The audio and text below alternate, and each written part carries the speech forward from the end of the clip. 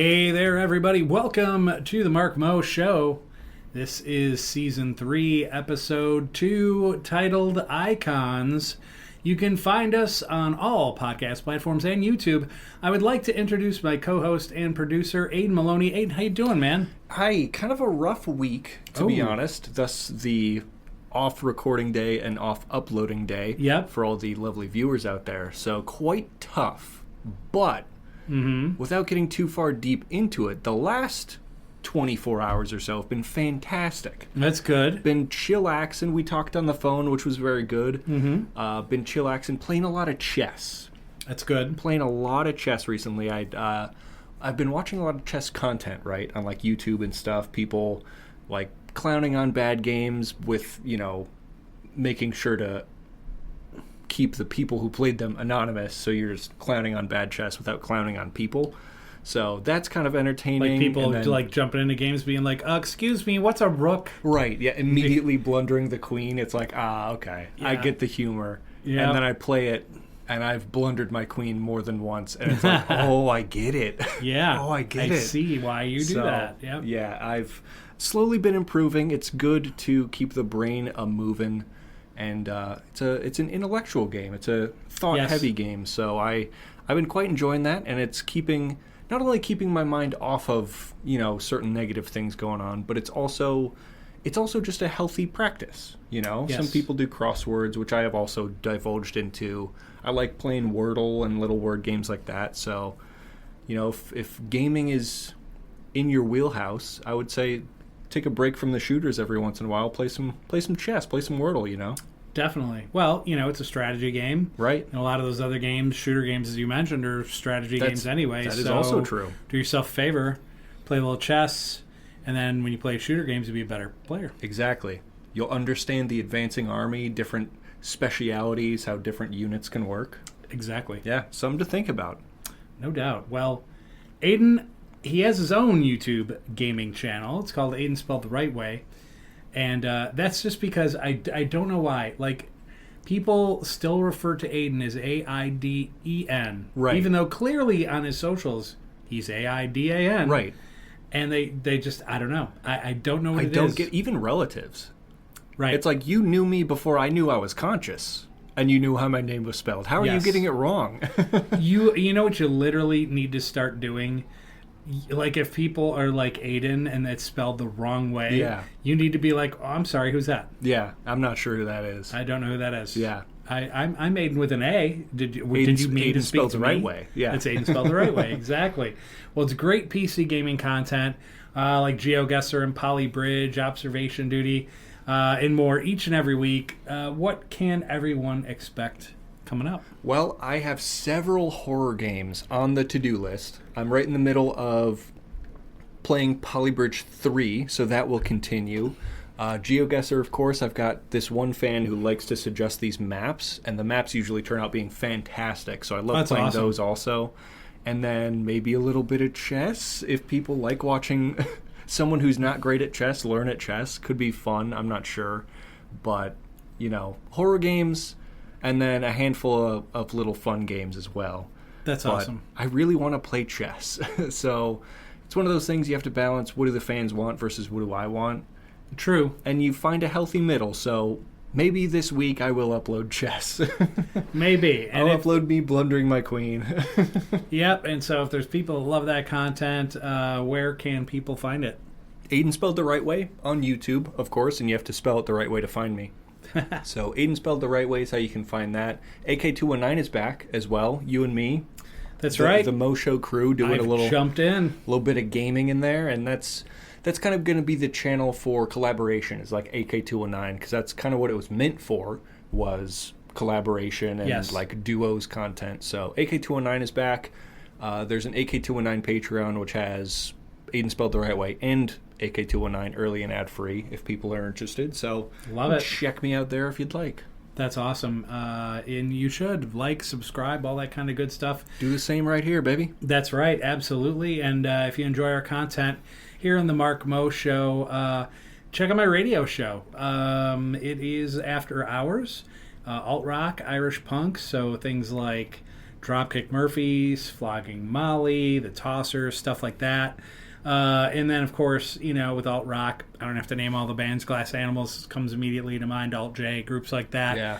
That's the kind of music we play. So but we have a good mix. I don't want to knock some of the godfathers of alt rock from the late 80s, 90s, early 2Ks that kind of paved the way. That's kind of the shtick to that show, is that that music is from yesterday and today. So It's like I do like to kind of mix it up a little bit, and we have fun. Yeah, you're genre fluid. You don't box yourself in. I really don't. As a matter of fact, prior to me making this change about a year ago, we were hard rock and metal, and we did quite a bit of that, but we still managed to veer left when people thought we'd veer right, and we used to do some different shows every now and then. So zig when you thought they'd zag. Exactly. But more often than not, you're going to get the alt rock and the Irish punk music. And once again, it's called After Hours, Tuesday nights at 9 p.m. Central Standard Time, Fridays at 4 p.m. Central Standard Time.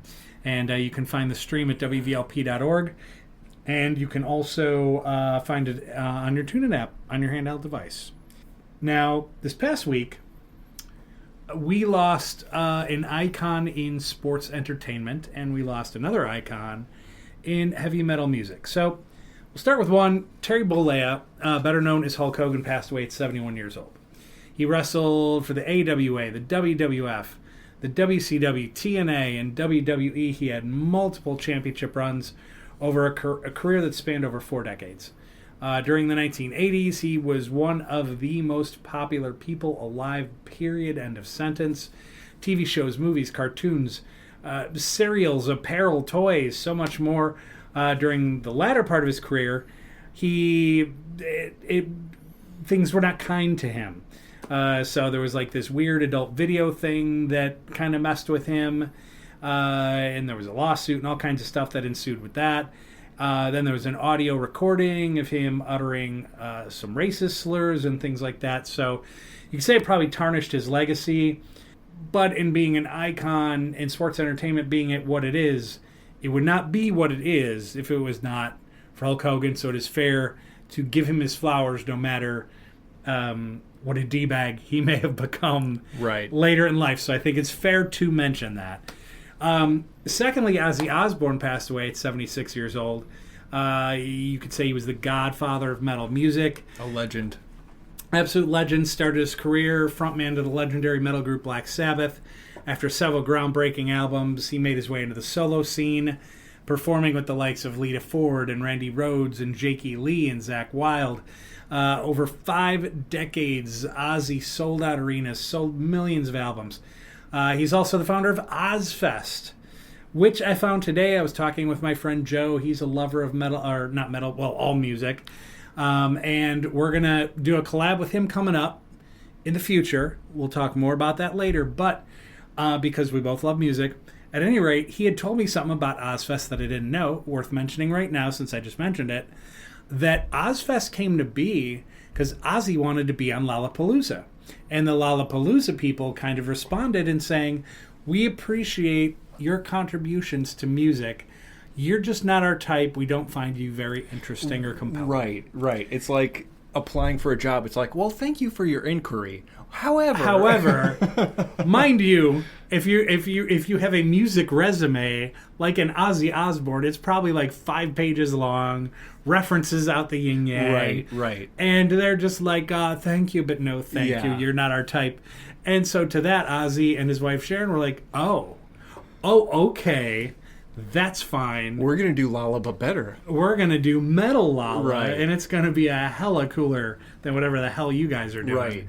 And so it was amazing. It was an American metal festival that brought so many, because there's so many different genres within metal.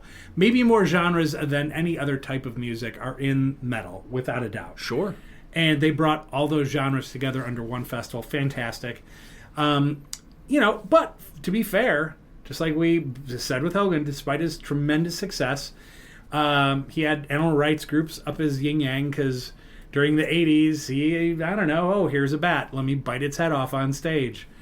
Okay, incredibly metal, But you just killed an animal live. He was just being a goofy goober, man. He's just being a goofy goober. He's like, these things cause diseases anyway. I'm just gonna bite his head off. But they had animal rights groups kind of on him, and he had a lot of alcohol and substance abuse issues. Snorting ants or whatever that was. Yes, that story. You told me that. Yes, that's actually in Motley Crue's quote unquote documentary. It's called The Dirt. Which is an actual movie. It's not a documentary, but it's on their lives. Loosely based, I guess you could say. But the scene at the pool was basically what all the members of the band had said. It basically just like Ozzy showing up at the pool, taking a leak in the pool, not giving two craps. He's like, guys, watch this. And literally snorted a line of ants like he was snorting a line of coke. That's crazy. Unbelievable. Crazy fellow. He was definitely a crazy dude. But I use the term icon for both these guys because they were iconic. There's no question. But notice I didn't use a term like role model. Sure. Greta Thunberg is a role model. Ukrainian President Zelensky is a role model. These dudes are not. No. To be fair. They had impacts on our lives, without a doubt. But role models, they were not. They were talented, business smart, influenced generations. It's fair to say that these guys wouldn't necessarily win any humanitarian awards. Sure. Although, for Ozzy's last show, to be fair, he raised millions of dollars for charity. Like 9 figures. 9 figures. Yeah. So, once again, deserves credit on that, without it. He literally was dying. Yeah. So, when he made some comment about dying, it wasn't just like, I'm old, I'm dying. No, he was dying. Yeah. And he went off his meds to do that show. Because he wanted to be lucid and he wanted to do a good job. And to think of the immeasurable pain he probably was in. I'm sure. Doing that blows my mind. Yeah. It really does. So no matter the impact a human makes on society, whether it's science or politics, advocacy, even if it's pop culture, I think it's always important to remember the humans are flawed. We all make mistakes. And now I'm not talking about like people that kill people or somebody that abuses an animal or abuses kids, president. Yeah, right. That's different. Those people should be buried under the prison. I'm talking about humans being humans. These two guys were not perfect by any stretch, and they did dumb shit, but they were also iconic. And we can remember these guys for their impact and what they had and the legacy that they damaged was their own. Sure. For whatever reason, whether it's doing all the substances or a video where you have racial slurs or whatever the case is. That's the damage they've kind of done on their own. But the impact, the work that they did to make the impact that they made in sports entertainment and in metal music, you absolutely cannot deny that. Sure. I would agree. So I guess, like what I would give to you at this point is like, what are your thoughts on both these guys? And do you agree kind of this path that I've kind of laid out here? To a large extent, I do. I think you could say counter comments, my controversial take, if you will, specifically about Hulk Hogan, is the fact that in life he was a union-busting, fascist-aligned shitbag. That's fair. So can't argue that. I agree with the point that his impact on pop culture and wrestling as a whole was immeasurable, iconic, as you said. Yeah. But I don't, and this could be taken the wrong way, but I'm going to say it regardless. I don't feel bad that he passed. I don't feel like the world is worse off because of it. I can still feel bad and feel sorry for the family for their loss, of course. Sure. But you align yourself with a pedophilic rapist wannabe dictator, I don't feel bad if you're gone. That's a fair comment. That's when you were mentioning certain lines being crossed and being buried under the prison. If you align yourself with someone that deserves to be buried under the prison, you should probably be alongside him, is what you're saying? I'm just saying I don't feel so bad. Okay, that's fair. That's all I'm saying. I fully recognize his impact, positive impact in the pop culture world. But yeah, specifically that would be my counter argument, devil on the shoulder, devil's advocate take on that. As far as Ozzy goes, I mean, sure, it was strange and weird that he ate a bat on stage, and there are probably super high when he did it. It doesn't excuse the behavior. No, it does not.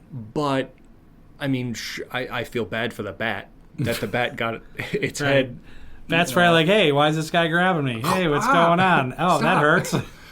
So that is an unfortunate mark on his history, but I don't think he ever aligned himself with a pedophilic dictator. So no. I mean, losing Ozzy, both for the metal world and music as a whole, is highly unfortunate. But the legacy he leaves behind, the countless fantastic albums and far songs, greater. So far greater. Yeah, absolutely. So yeah, it is an interesting conversation topic of how do you treat people who have passed when they've done both. You know, they've done good in, you know, their lines of work, but then they've also done bad. Yeah, in their personal life, they might be a douchebag. Sure. One more than the other. So it's a difficult conversation, and it's kind of one that I've had with you in the past. I've had some with my friends, you know, where you look at, I don't know, say like a Bill Clinton, and you might be like, oh, I really appreciate some of the things he did while he was president. In other words, getting rid of like automatic weapons and doing other things like that. Sure. Like there were things he did that were very good and very impactful. Does that excuse him from things with an intern and a cigar in the Oval Office? Does it excuse him from, quote, being on the Epstein list, Epstein which aligned, doesn't exist? Ha ha. Yeah. But, you know, once again, it's complex. For me, one of my favorite actors of all time is Kevin Spacey. And that's tough. And it's tough for me because he did what he did. And even though they settled, that doesn't mean that those things didn't happen, that he didn't put that kid under a certain amount of pressure that made him incredibly uncomfortable. Right. You can't, it's hard to excuse that. Now, even though he may be like, oops, I'm sorry, there's a lot of things you can excuse, you know, things you say, things you do in a daily life where you can be like, oh, I was in a bad headspace, I'm so sorry I did that. And you can choose to forgive or not to forgive, and so many things in life like that. Something like that, though, it's like, it's tougher. Right. And then you get into the argument of, should you separate the art from the artist? Correct. You know, because growing up, one of my favorite hip-hop artists was Kanye West. Sure. And you want to talk about someone that is one of the more controversial individuals in the music industry, it's Kanye West. Right, because mentally, over the past 5, 6, 7 years, he is really checked out. Oh, yeah. Yeah. And it's like, I feel weird listening to his music because I'm like, wow, this is good music. And then I'm like, by listening to it, am I supporting his numbers? You know, am I supporting his wallet? Am I supporting this type of behavior? It's the weird in-between of like, I would like to listen to this music because I enjoy it. But can you do that without supporting the artist? It's hard. It's very hard. It's hard to do. You know, because I'll same difference. You know, I'll sit there. Wait till I get my money. Exactly. That's all you get, by the way. That's all you get. We're not getting a copyright. Yeah. No, we're not doing that. But yeah, you could always just sing the Jamie Foxx side of Gold Digger. She take my money when I'm in need. She a gold digger. Yeah. So I agree with that. That's funny. But yeah, that's a tough thing to do, separating that artist, the thing they've created, the thing that they've done, and then they do something on the side, and you have to kind of make that decision for yourself. You know, can I still appreciate what they've created and still denounce them for the things that they've done personally? Right. I think it's kind of on a case-by-case basis, and what is the trigger for you? Right. Because, you know, for example, if The Negotiator comes on the TV, it's a movie with Kevin Spacey and Samuel L. Jackson. It takes place in Chicago, and it's just a great cop movie. And it's like, if it comes on, do I go, oh, man, he's kind of a pedophile douchebag now, I'm just going to shut this off? Or it's like, God, I love this movie. Or can you just enjoy the movie? Or can you just enjoy the movie and separate that? You could argue the same thing with Baby Driver. I mean, you have several controversial figures in that movie. It's like, it's a really good movie. Do I watch it? Kevin Spacey's awesome in that movie. Exactly. So, yeah, that might be a good topic to have a long discussion on in a future episode of, like, art versus the artist. I think so. I think so. Because it really, it's a tough thing. Because you... And I know that because obviously I've lived a longer life, so there are a lot more people that have had a pop culture impact in my life, and not even just pop culture. It could be political, it could be anything else. Sure. Where that person, it's just like, yes, I hold them in high esteem, and they do something, and now you're like, well, damn. Yeah, exactly. And you're just trying to figure out if you can still enjoy some of that content, but still, as I said, denounce them for what they do. Right. And that kind of leads back into what we were saying a bit earlier with these, iconic, for better or for worse, individuals who have now passed. Right. Right.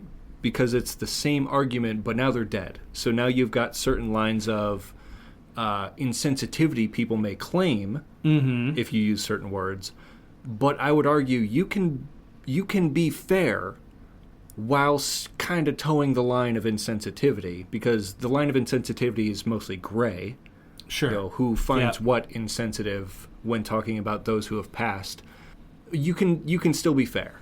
You can still be fair and be like, okay, I mean, I'm not going to boycott WWE just because Hulk Hogan was a piece of shit. Exactly. But it's also fair to say a piece of shit even though he's gone. I would argue. No, that's a solid argument. That's definitely one you can stand by for sure. And and it's a loss either way. It was shocking in that, like, he was 71 years old, and the dude still had like 16.5-inch pythons, and like he was still in shape. And what most people didn't know is, like, I guess the days prior he was like really super ill and then gone. Right. Sometimes it happens that fast. Sometimes it just happens that way. Happens that fast. And I think that was probably more shocking than anything had we heard, oh, Hulk Hogan's battling an illness and he's like this slow, whatever. And at that point, I don't know. At that point, I kind of think if you're in the light, right? You're someone popular. If you have an illness, even if it's terminal, whatever, it kind of gives you that perspective, like, wow, my days here are numbered. Right. I need to make some things right. I'm not sure how right he made things. I would agree. And I think to a certain respect, as I said, separate of, like, the dude that grabs an AR and takes out a school bus or something. Right. That dude, F him. I hope they bury him on a fire anthill. Right. But with someone that, that uttered a racial slur, or someone that bit head off a bat, or, just other things, there is a path to redemption for people that don't do absolutely horrific things, I think.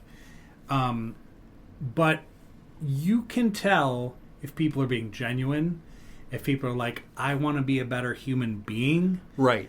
Because I and maybe I'm just built different. I'm a lot like my dad, and I was just at a mental health festival this weekend, which could be something we talk about at a later date. But in doing that, I always try to see the better part of people. And maybe that's a flaw in me. Maybe that ends up just blinding me to certain things at times. But I always really try to see the best in people. And give people that opportunity to seek redemption, to be a better person. And I don't necessarily want to penalize someone for trying to do that, because we are human. We are naturally, especially being guys, we just tend to do stupid shit. But just giving people that path to be like, hey, I did A, B, and C, and I am sorry, I was in a bad headspace. I don't know what I was thinking. I want to be a better person. I'm not going to deny them that. Sure. I would never deny anyone that. And I want people to be able to do that. We are here once as far as we know, and I want people to have that path if they F up. And just like I'm not perfect, and I know I've done stupid shit, and I don't feel in the next 30 or 40 or 50 years or 2 years, I don't know how long I'm going to be around, but in the time I'm here, I would expect if I've done things wrong in the past, no matter how insignificant maybe they were, but I think it's significant, no matter what, to be able to go up to someone and be like, hey, that thing, I'm so sorry. I'm trying to be a better person, blah, blah. Anybody should have that opportunity, in my opinion. And I'm someone, if someone did me wrong and came up to me and was like, hey, Mark, I'm sorry, blah, blah, blah. Unless it's repetitive. Sure. I'm going to give that person that chance. Yeah. Without a doubt. And that's the thing with apologies, especially those who have narcissistic behavior or are generally problematic, is an apology doesn't fix anything. An apology lets the person know you're sorry for what you did. It takes changed behavior to prove that you're sorry. So it is both the apology and the changed behavior that truly throws the ball into the other person's court, whether or not they forgive you and move past it, whether or not they just move on with their own lives. Then the ball's in their court. But apologies do indeed take changed behavior as well. Yeah. And looping it back around to the whole Hulk Hogan thing you were mentioning before, I didn't see any of that. That's fair. Yeah. If your doc is like, hey man, you might have 3 days, it's like, whoa. You're nearing that finish line. You better step up, my guy. Yeah. How much can I apologize for in 3 days? Like, I mean, if you're Hulk Hogan and your head is actually screwed on right, and you have 3 days left, I'm like, okay, here's $1 million to BLM. Here's a public apology. I'll do some kind of, live stream fundraiser for charity or something. None of that happened. He knew his days were numbered, and he just went out. So, you have two legacies. You've got your legacy as a pop culture icon, and you've got your legacy as a racist union buster. Yeah, that's true. Interesting how that pans out. No, and the funny thing, when I put this together, I kind of thought you would have this view, and I appreciate that, because I guarantee you, and just in social media, this has been bantered about since his passing. Oh yeah, so, I've seen some of it. Yeah, there are some wrestlers that are kind of like, had kind of checked out on him or whatever. Even some younger ones that are like, nope, I can't, and this and that. And then some people came down on them, and I'm like, that I don't agree with that. I'm like, no. if people aren't saying, oh, I'll piss on your grave, they're not going that far. They're just saying, hey, this is a complex legacy he has left for himself. Sure. I didn't do it. He's done it on himself. And I don't need to feel that sorry or reminisce or anything like that. It's to me, it's a guy died. Right. And that's fine. I can't tell other people how to think or how to feel. Everything is on a case by case on that. So I kind of appreciate that. No, I would agree completely. Yeah, no doubt. Well, that's awesome. And like always, we always tell you guys out there, share whatever you want on the socials. Mark Maloney, Aiden Maloney, AK219. You got the Mark Mo Show, Maloney Media on Instagram. You can find us anytime. Reach out to us. Send us a message. We'd love to know what your take is on all of this. Absolutely. And at any rate, appreciate pop culture wise what both those guys did was pretty amazing stuff, without question. And that takes care of our opening dialogue. Next up is Carpe Diem right after this break.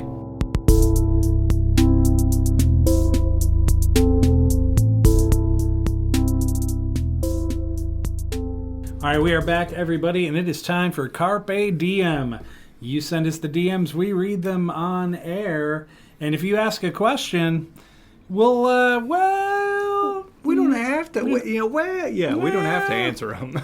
We could, if we want.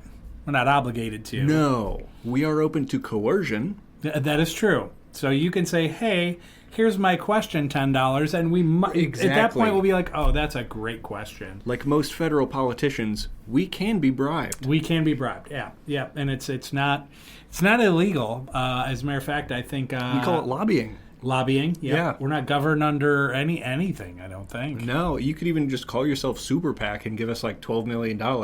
You could do that, and we'll be we'll be heavily swayed. Exactly. Yeah. Without question. For sure. We'll let people die on healthcare. Hey, Big Pharma, give us $12 million. Why not? Those people had it coming. That's fine. It's what they get for being poor. That's what they get. What, you're poor, so what? Yeah. Oh, God. But anyway, if you send us a DM... It blows my mind that's actually the average conservative mindset. Sadly. Yeah. Yeah. That's like not even... That is not a joke. No, that's for real. That's for reals. Yeah, no doubt. But yeah, people send us your DMs. We're going to read them on the air. We're going to have fun with it. I'm going to start with mine first. I had one from @LeroyJenkins. My man. Sup, my brothers. Hulk Hogan is gone. Lots of childhood memories, but the adult memories aren't so good. A fantastic point, Leroy. Yeah, we just got done talking about that, Leroy. Yeah, exactly. Always quick with the Leroy Jenkins. Yes. It's a fantastic reference. I haven't thought about Leroy Jenkins in a while. Leroy Jenkins. I love it. What is he talking about? What? But no, that's that's the complicated legacy that we were just talking about. Yeah, and it's totally fair to hold on to those childhood memories as good. Oh, sure. Like him beating the Iron Sheik for his first time. I will never forget that moment. That was pretty incredible. Or when he turned on Sting and Lex Luger and they became the NW, like, that's iconic shit. That's why we use the term iconic. Right. But not so much good things. Sure.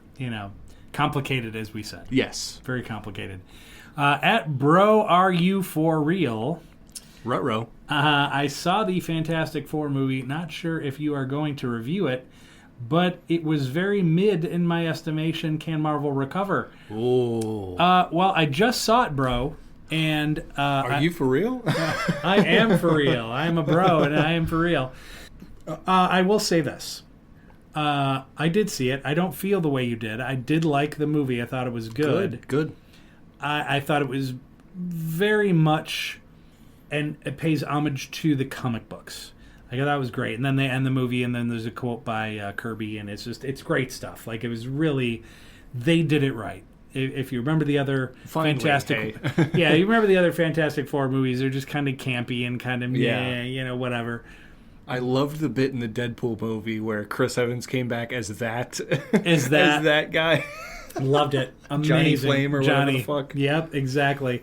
Johnny Storm is technically his name, but he turns into a ball of fire, whatever. Nice skill. But nice skill. I have a garden hose. Look, I'm not gonna bag on the Fantastic Four based on their skills.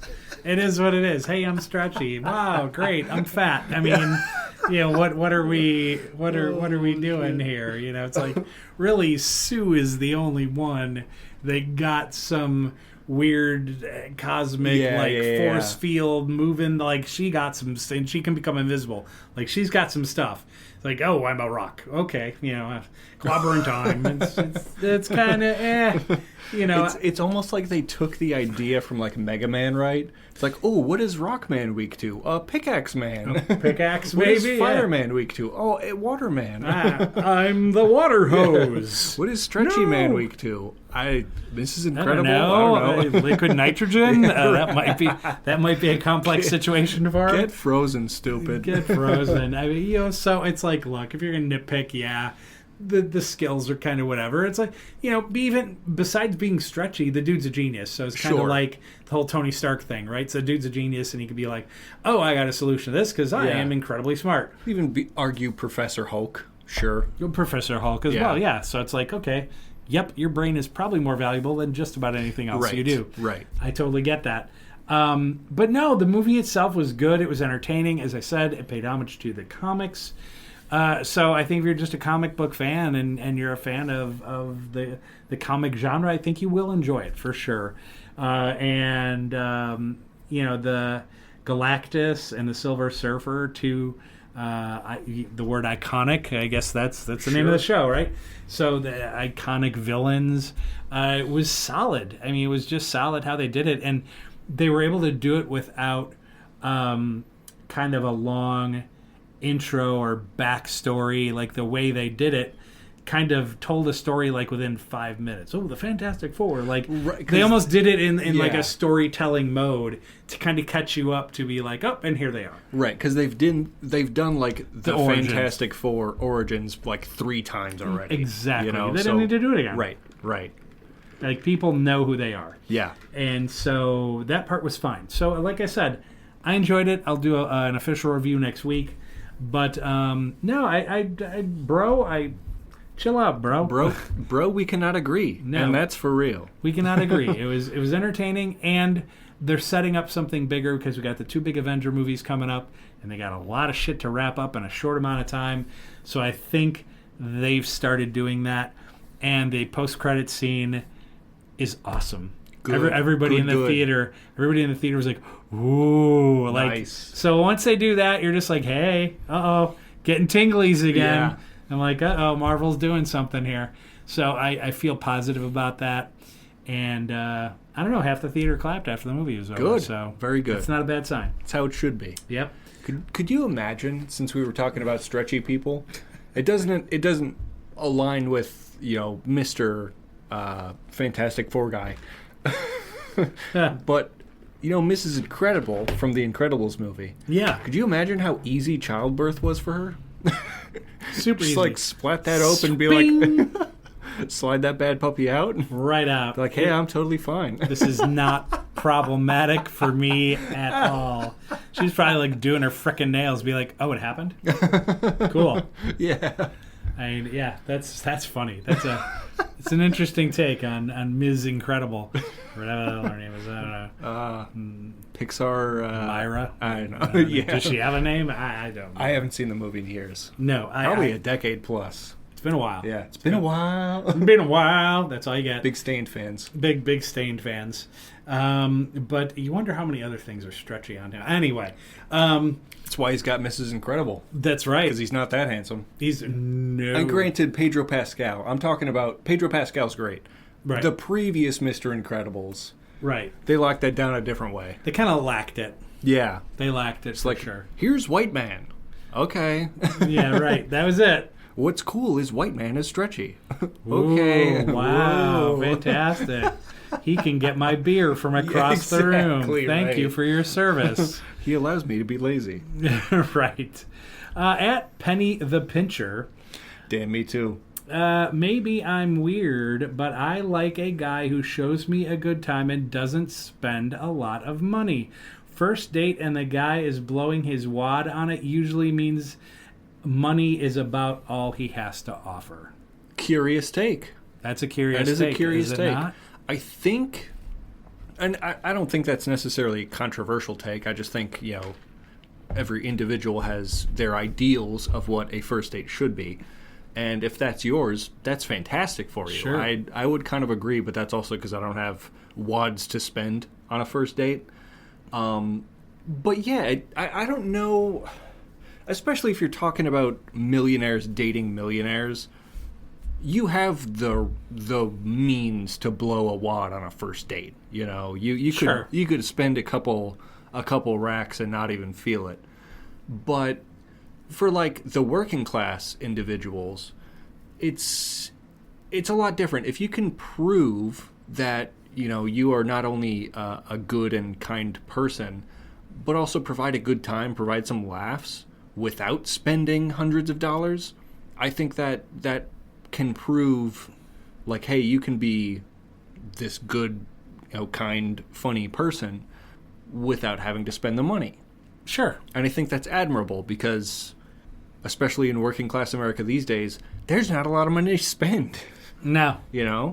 There's not. And I conversely, I kind of like the idea of a first date being, let's grab a cup of coffee and take a walk. I like that. Let's go to the beach. There's some trails back there. We can walk around, enjoy the sun, maybe take a dip. Do that kind of stuff that costs nothing or that costs very little, and have a day like that and get to know that person. Sure. And have it not be about and trust me when I say there's a lot of people that don't have money that go, man, this is a first date, I got to roll it out. But You don't have to have that expectation. You don't, man. The steak and the lobster and going into your nearest big city and doing all... I mean, it's like, look, you've got future anniversaries. You got future other things where you can do things like that. First dates are about getting to know someone, man. Sure. And that should be the focus. Yes. If your partner's ideal first date is steak and lobster and blowing a couple racks, perhaps you guys weren't meant to go on a first date after all. No, maybe that person's not for you, right? And that's fine. You know, like you said, find someone that's okay with, or even happy with, let's grab a coffee and go on a nature walk, go on a tiny little 1 mile hike or something. Yeah. Chat. Have some caffeine. Exactly. It's good for you, I hear. It's good for you. It has vitamins and iron and... I don't know that. Vitamins and iron. I don't know. I don't know that. What the hell's that? A cup of coffee, man. I don't know. Just grab a coffee. Just grab a coffee. But that's, I don't know. That's what I would say. I would just say, I agree with your take, but in the same sense, it's like, it shouldn't be about that. And if you're a woman and the guy's like, oh, I'm going to roll it out, and we're going to go to a fancy place, and then we're going to go to a fancy bar where the drinks are $15 frickin' dollars and all that. Right. It's like, look, that's all fine and good, but if the end of the night comes, and I shouldn't just say man, a woman could ask a guy out. I'm not going to make it one sex or the other here, but the person that's rolling out that heavy cash is just like you shouldn't have to. That shouldn't be like, oh, this was a great date because we went here. No, it was a great date because you spent time with a person. I had a great conversation, right. And I made her laugh, and she made me laugh, and we had some similar stories, and we have some things in common. At a first date, that should be the main takeaway. Right. Should be the person, not the location. Absolutely. So save your dollars for that anniversary date. Yeah, there you go. My last one is from @StonerStanley420. My man. I'm not sure what's happening here, but here we go. Okay. I hid in a tree, Momo and Alan. They were coming for me. Oh, shit. When I said the thing the day ago. Uh-oh. Why? It happens, I guess. I fell on Kevin. Wait.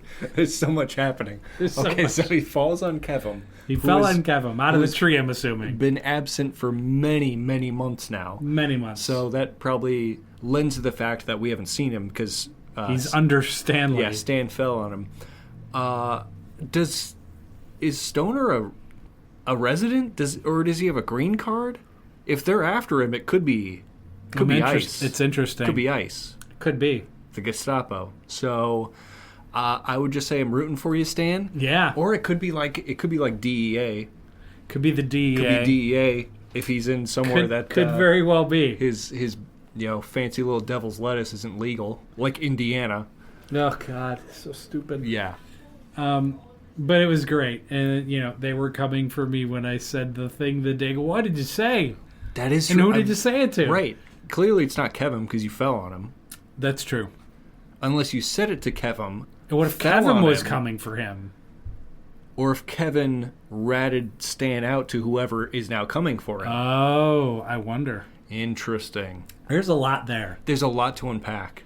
There's more questions than answers. I'm really concerned for Stanley right now. I want to Carpe DM him and be like, what the fuck? I know, exactly. It's like, what's happening? Yeah, it's like, come on, dude, what's going on? So Stoner, hang in there. Maybe stay out of trees for a while. Or stay in the tree. If they're really coming for him. Right. If you can find food and water in a tree, that's a skill. If you still got your van, get in it. Get in it, lock the doors. Yeah, or skedaddle. Oh, yeah, if it runs. I don't even know if it does. I think it's just his home. If it's just stayed there. Yeah. It's the one thing cars hate to do is not drive. Yep. Oh, Stoner. Be safe. My man. Be safe. Kevin, just stay away. Yeah. He's going to fall on you again. He's going to fall on you. God forbid. There's going to be problems, and then you won't be able to play hockey or foosball or whatever. Whatever these kids these days play. Anyway, we got Aiden's DMs coming up. Got some DMs here. I got one here from Jumbo Bumbo. Oh. Asking, in your opinion, what are some overhyped tourist attractions? Ooh. It's a good one. And I of course, have traveled less than you have. Yep. But my immediate thought was overseas. I've heard how boring and tiny the Mona Lisa is. Oh. Like going to the Louvre, whatever it is, going to the Louvre, and then it's just like this tiny painting on a wall. It's like, well, yeah, it looks just like it does on Google Images, but smaller. It's like, okay, cool. Now I've wasted my time and money. So Mona Lisa was the first thing that came to mind. I'm not that familiar with other tourist attractions. I know some good ones, like the Skybox in Chicago, Sears Tower. Oh, the ledge, Skyview or whatever. Yeah, yeah. That's where that's you go great. to the top. 103rd floor. There is 103 floors up. And I still believe the tallest in America, maybe? I don't know. Who knows?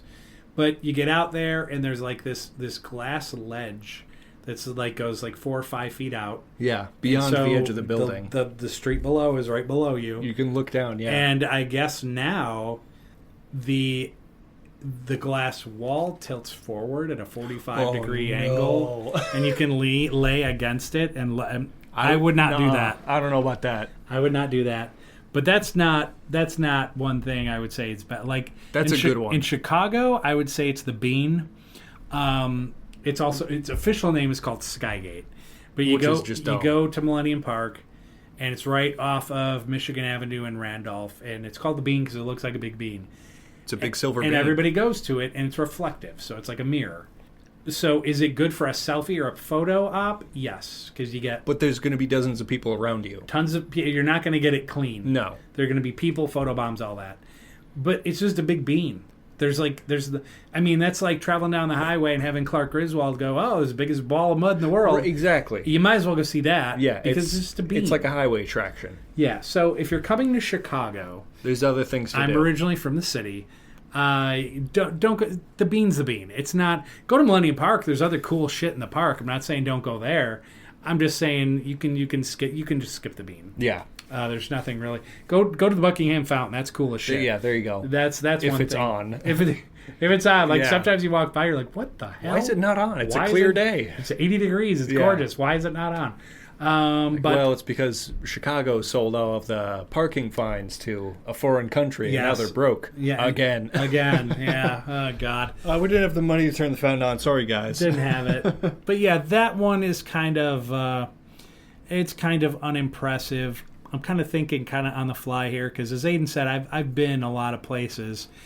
I would say another one could be, I'm trying to think, Washington, D.C. You could argue Times Square. You go to Times Square, you're just being advertised to on bigger screens. It's a hot mess down there. It's a hot mess. It's busy. You're just being advertised to. There's big screens everywhere. It's like a shopping mall with a lot of traffic. Yeah, like, oh, big screens. Here's 35 Kodak ads. Yeah. It's like, Kodak's fucking dead. Why am I being shown these ads? No, you're going to New York City. There are much better places to go. You skip out on that. That's a good call for sure. I'm trying to think of something out of Washington, D.C. The White House is intimidating. I understand why. Sure. It is like the single greatest home field advantage of any country, and it's very cool inside. We've been inside. Yeah. So that is cool. The Lincoln Memorial, man, you walk up those stairs and there's that's so cool. Marble Lincoln. That's unfrickin' real. Smithsonian is amazing. So there's so many cool things in D.C. Little boats to the Statue of Liberty. Yes. Not that it means anything these days. It doesn't mean anything anymore. Now it's just a lady holding a light. France should just reclaim it. She should. She should be like, well, like the reason for that doesn't exist anymore, so we're going to take her back. Just walk away like in Ghostbusters. We're going to take her back and give them to Palestine. Yeah, exactly. We've just acknowledged should be a country. So, gosh, I'm trying to think of some other place. Okay. Tampa Bay. There's like this sky bridge thing, and it's massive. This massive bridge that goes over the bay, but it goes really, really, really, really high over the water. Like when you are getting on the bridge, it's like driving up a 45-degree angle, which seems like 5 minutes or longer. You're just going up, going up, going up, going up, and man, I feel it in my nuts, folks. I just it starts tingling, and you're like, a gust of wind's going to come, and I'm going to go in the bay. I don't like this. This is not good. Yeah. And then you get to the top, and then there's like signs every 20 feet, don't kill yourself. Suicide hotline, because people used to do it all the time, I guess. Yeah, just jump. Because if you're that high up and you hit the water... It's like concrete. You're just going to splat, and then the fish are going to eat you, and you're done. Yeah. And so you, like, see that, and I'm like, that's not comforting. No. I'm already up here, I'm already tingling, and now they're telling me not to kill myself. Right. So, maybe from a distance it's a cool thing to see. On it, fuck that bridge. Right. I don't like it at all. You could argue the same for the San Fran Golden Gate. Golden Gate, I'll go as far as to say going out to Key West, because that is like island, and so you're over water half the time on these roads, and there's one stretch where it's like you're over the water for like 7 miles. Whoa. And it's just nothing but water. And you're like, what if the bridge fails? What if the bridge... What if the bridge fails? Looking at the bridge is cooler than being on the bridge. All right, should I have my windows open? Should I be ready to swim? I mean, you're thinking crazy shit, because you're like, if I go, I go. I mean, there's nothing I can do. Your seatbelt cutter's in your right hand, your left hand's on the wheel, like, oh, God. Exactly. Oh, man, it's crazy. Like, oh, should I have a life jacket on? I don't know. But yeah, so, like, bridges is, like, a thing for me. There's one over Lake Pontchartrain going into New Orleans, and that's over a really big lake, and so it's just like this lane, that lane coming the other way, and just water. And you're like, I don't like this either. Because if I go over, not only am I like, oh, I'm over a lake, you're like, oh, well, at least it's not saltwater, at least it's not a shark. No, it's just probably filled with alligators who are going to eat me anyway. Sure. Yeah, so bridges in general, not a fan. Cooler to see than beyond. 100%. Yeah. Yeah, I would definitely agree with that. And then once again, I will throw this out there. This one might be controversial. I'm going to say the Hollywood sign. Not that it doesn't look cool if I'm standing below. By the way, if you've played GTA 5, you know how to get around Los Angeles. Feel free to go. You're going to know where you're going. Exactly. So, like, you've got experience. Yeah, like, I literally, one of the first times I played the game, I looked at 8 and I'm like, why does it feel... I haven't played this game before. Why do I feel like I know where I'm going? Get around. I'm like, oh, I've been to L.A. It's L.A. It's L.A. Holy shit. And it's just like you have a feel where shit is. Oh, it's amazing. So, like, the Hollywood sign from the valley, when you're looking down, up at it, is kind of neat. But if you're up in the hills and it's, like, there... It's just, you realize, like, it's this cheaply made wooden shitty sign. Yeah. Like, there's nothing special about it. And then they have the gall to, like, copyright anything with the sign in it. Right. Which is just fucking bogus. It's like, who gives you the right? Who gives you the right to do that? How, and I wonder how, like, legally, what is the legality of copyrighting a public work of art that someone else can it's in public. If someone else captures it, you claim their capture of it? That's insane. Yeah. That I have not heard a single other piece of art that applies to. Agreed. Yeah. That's insane. That is insane. Yeah. I would totally agree with that. Yep. The only other thing I'll mention before we move on, and this was one that we visited, I'm trying to think if you were on that trip. I think it might have just been the girls, where we saw Mount Rushmore. I wasn't there. No. And so we saw it, and the whole time, like, us looking for it, and, like, we didn't find it till late at night, and I'm like, shit, it's going to be closed. Turned out it was, like, open for another hour. It was late. I'm like, oh, my God, it's amazing. I'm like, shit, I guess it's illuminated. Otherwise, we're not going to see it anyway. Right. And it was. It wasn't as big as I thought.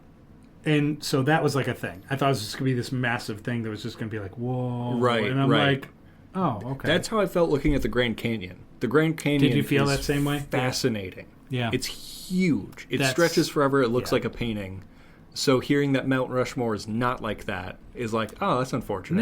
No. And it just kind of was there. It was neat. I'm like, wow, sure took a lot of skill to do that. Sure. But then you think about, like, oh, well... It's owned by Native Americans or whatever. It used to be their six grandfathers, like, pillars. Right. You know? And so that changed. And so Kira had an issue with that. And she's complaining about it. I'm like, oh, can I enjoy this for just 5 minutes? And then you can tell me how bad of a human I am for just wanting to see this historic site. Sure. Kind of the Hulk Hogan argument. It's just like, wow, this is really amazing. It took a lot of skill to do that. The native... I know. Trust Give me, me a minute. Like, Jesus Christ, please give me a minute. And then we can be like, yeah, F the government. You know, I'm fine. Just give me a minute. But that was kind of fun. I'm sure if you were there, you would have been laughing. Yeah. But at any rate, it was just not as impressive. And like, you go through this little town, it's in this mountain town. It looked like there were like cool little cowboy shops and places to eat and stuff. I'm like, that might have been just as interesting to me as an attraction than the attraction itself, was to just kind of go and get the little shops and like ice cream Western-y? shop and old Western-y things and then leave. Yeah. So that wasn't as impressive. That's unfortunate. Yep. Yeah, that blows. Got a question here from my boy Plugman asking, would you rather lose all the hair on your body and head or lose your sense of smell and taste? So that's full bald, hair, head, face, body. Wow. Or no smell, no taste. And that sucks either way, because it would help, right? Because that means no more ass hair. That's true. That's pretty nice. Yeah. The thing is without my facial hair, I don't look good. I've got a pretty weak chin. I don't have much of a jawline going for me. So facial hair really helps shape my face. Sure. And losing that would kind of be an L. But losing the sense of smell and taste, you would lose all the joy of eating food. You would lose the joy of smelling flowers, like steak on the grill, yeah, burning leaves, football leather, all that shit. It would make eating healthy food easier because generally you wouldn't taste it. Yeah, stuffing your face with kale is not super enjoyable. So as much as I hate to say it, and it would damage my self-image, I think I would just lose the hair on my head and body. I just, the sense of smell and taste, those wonders and those joys in life, I think are more important. Yeah, I think that's fair. I would agree with you. Take the hair, because there are really good rugs you can put on your head. Or I wear hats a lot anyway. Just learn to enjoy beanies during the winter. Find, I don't know, you could do like a Van Gogh sun hat during the summer. Sure. That could be kind of stylish. It could be, yeah, without a doubt. Or what I would probably do, since I've started my tattoo journey, and I've got a couple of hand tats, I've got this awesome wrist tat. There was a tattoo Aiden and I got on my birthday, which, for the next birthday in October, just saying, maybe we need another one. That's an idea. But I would probably get my head tattooed. Why not? Yeah. And you know what? Because you bring it up, which is actually kind of nice, losing eyebrows and eyelashes would be crazy. That would be Your crazy. face would look insane. The eyelashes I wouldn't mind because I wear glasses, and it's kind of an annoyance. Eyelashes get in my face more than they help shit stay out of my eyes. Yes. But yeah, getting like a tattoo of where my eyebrows were and making it look natural-esque, I think that's how I would have to do it, because eyebrowless is just a crazy look.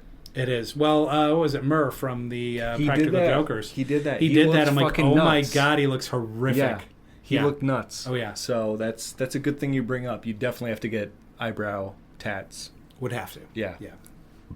Last question I received from Evil Genie. Ooh.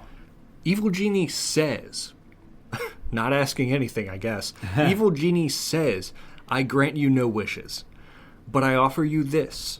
$1 million, but you have to eat the same meal for every meal for the next calendar year. Do you take it? I would do it. Yeah. I am a foodie. I love food, so there would definitely be a challenge. But if I get to pick what it is, you could make the meal expansive enough that it remains interesting for perhaps long enough that you don't lose your mind. And then by 2026, you're a millionaire. Right. I like that. And I think I would have to pick something mildly healthy, because if you just say, I love pizza, I could eat a slice of cheese pizza every day. Then you're going to get fucking, like, jaundice. You're going to get scurvy. You're going to get scurvy. Yeah. You're going to be, 300 pounds overweight, and then you have the $1 million. Like, exactly. Then you spend $1 million on American healthcare trying to get healthy. Again. So... there is that point. So I think you have to pick something healthy enough, but that you like. So it could just be like a sandwich. Yeah, I mean, you could be argue I'll eat a turkey sandwich with a slice of cheese. Give me a grapefruit, spinach salad, and chicken breast. Yep. And a couple saltines or something for your carbs. Yeah. So if you could just come up with that menu that has that meal and be like, okay, I'll eat that. If you can do that and you get $1 million at the end, do it. Yeah, I'm in the same boat because money struggles for the working class in America are endless and seemingly inevitable. So, and $1 million sounds great. It's not enough to retire on, but it's enough to make some things right. Exactly. So I'm in the same boat as you. I will take the offer because of the option to pick the meal. No doubt. If it was preset, it'd be based on the preset meal. Oh yeah. That was your last one? Yes. Well, great. Thank you for your DMs, everybody. Please feel free to send them to us once again. You can send it. MaloneyMediaCom is the name of my Instagram page that I put all my radio stuff and stuff for the podcast on. So you can reach out to us there. AK219 you can reach out to. You can reach out to Aiden Maloney, Mark Maloney, various socials out there. So definitely send us your DMs. We'll read them on the air for sure. Next segment up is the other foods. That's where Aiden finds an other food, something that you're not going to find at the McDonald's drive-in, something you're not going to find at the Ruth Chris Steakhouse by any stretch of the imagination. But he finds mostly things global, but not always. Just really, really, really weird shit, and sometimes stuff that you just like a billy goat would puke. Exactly. So what do you got Precisely. for us this week? I have another Scandinavian speciality. Yes. Something called beavergall, or bavargall. Bavargall? I'm trying to pronounce it right. There's umlauts everywhere. Bavargall. Beavers mark their territory with urine and castoreum, which is a yellowish fluid produced by the animal's anal glands. Oh. This is a little backstory okay. Of just the beaver behavior. Mm-hmm. The smell is powerful and complex. It has been used to make perfumes and natural vanilla substitute. Now, the Swedish, God bless the Swedish, bavargall, which is translates to beaver shout, is made by infusing the anal gland of the beaver in alcohol for several weeks. Oh, no. So the anal gland of the beaver goes in alcohol for several weeks. The resulting schnapps is bitter with an overpowering strong taste of pine trees, tar, leather, and urine. In the 1800s, these glands alone could cost 2 months' salary, and the beavers were hunted to near extinction. Luckily enough, the beaver population in Sweden has recovered to at least a healthy population. Castoreum, which is the aforementioned yellow liquid from the anal glands, has many claimed health benefits, such as curing mental disorders, toothaches, epilepsy, and the plague. What, the plague? The plague, yeah. Damn. These are all claimed, so this shit is likely not real. So this beaver gall has a strong and bitter taste, noted as smoky and unpleasant, smell of pine, wet fur, and tar, and by the way, still tastes like urine. Oh my God, are you kidding? So, yeah. Oh my God, Bavargall. Wow, that is quite the spelling. The multiple umlauts. B-A umlaut, V-E-R-G-A umlaut, L-L. If anyone at home wants to look that up. It's, why would you do that, though? Like, you could just have any other type of schnapps, right? Yeah. You don't have to have beaver anal gland schnapps. You can choose not to do that. You can definitely choose not to do that. It's insane. Yeah, that's, wow, that is double umlauts. That is something. Pretty nasty, hey? That's incredibly gross. That is, wow. I don't know why people would do that to themselves. Leave it to the Swedes. Yeah, leave it to them. And it's, for people that are choosing to look this up online, it's really weird looking. Yeah.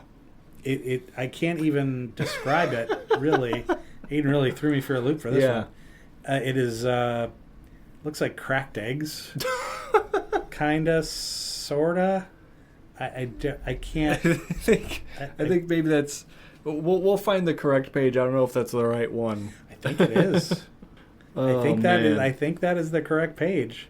Because I have entered, because I put a promo out, ladies and gentlemen. There's usually like 9 pictures in it with our logo in the middle, and it's usually things that we have talked about on the show as a little teaser for you before you listen in. And, oh God, that might be worse. Yeah, we found the right one. It's almost like they put most of the beaver in, and the anal gland is just there for decoration. But, holy cow. We found it. It will be in the promo if you're interested in seeing it. Wow. Oh, man. Well, that isn't nice. That isn't nice at all. Well, I know that beaver gallbladder, whatever the hell it is.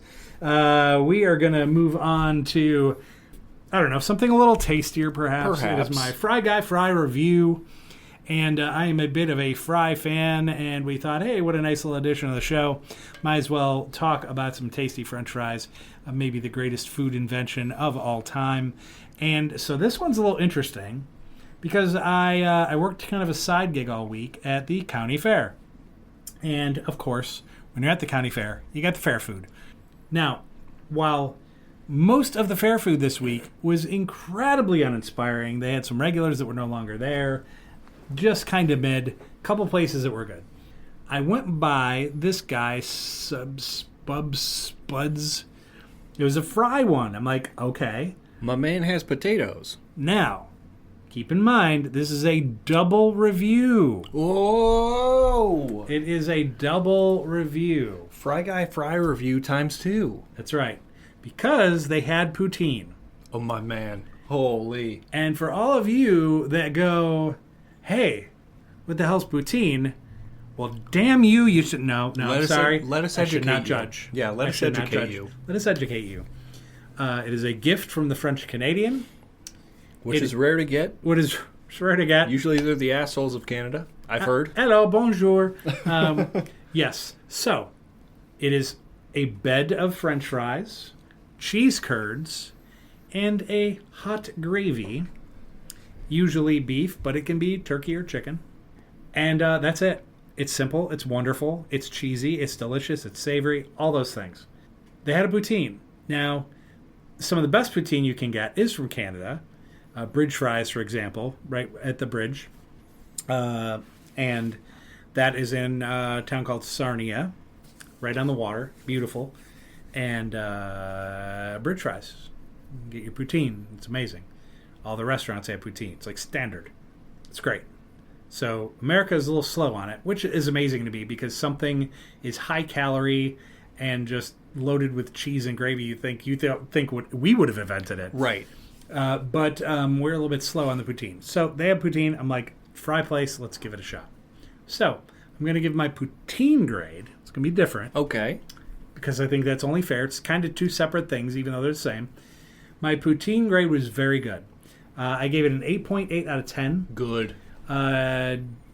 Definitely not bridge fries. Did they actually use curds, or was it like shredded cheese? It was legit. Good. It was legit. It's a mistake a lot of Americans make. They put the cheese on it. It's regular cheese. Yeah, and shredded cheese has an anti-caking agent on it that makes it taste and react different when being melted versus the curds. Yes, I agree, 100%. Yeah. This was curds. It was great. Bridge fries, I've not given an official review, so I won't. But when I've had them, definitely in the mid-9s. Good. But an 8.8 I think is a strong score. When it just came to the French fries themselves, now, very McDonald's-esque.